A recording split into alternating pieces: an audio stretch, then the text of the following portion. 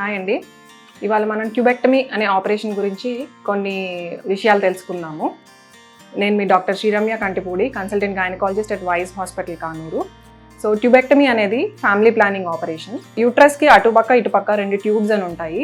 So tubectomy ఏ పద్ధతిలో చేసినా, open పద్ధతి చేసినా, లాప్రోస్కోపీ పద్ధతి చేసినా చేసే ప్రొసీజర్ సేమే ఉంటుంది.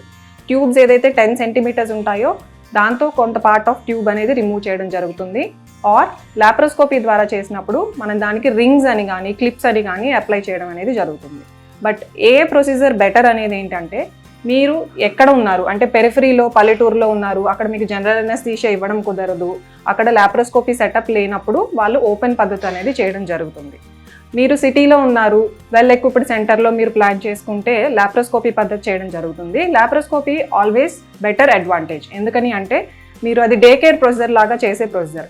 మార్నింగ్ అడ్మిట్ అయితే మీకు సర్జరీ చేసిన తర్వాత 3-4 అవర్స్కి ఓరల్స్ అలో చేస్తాము. ఈవినింగ్ కల్లా మీరు మళ్ళీ మీ నార్మల్ యాక్టివిటీకి రెజ్యూమ్ అయ్యి ఈజీగా మొబిలైజ్ అవ్వగలుగుతారు. అట్లానే లాప్రోస్కోపీ చేసినప్పుడు ఏంటంటే పొట్టలో ఒక కెమెరా పంపించి మొత్తం యాజ్ ఏ హోల్ మనం చూడగలం కాబట్టి లాప్రోస్కోపీ ఈజ్ ఆల్వేస్ బెటర్.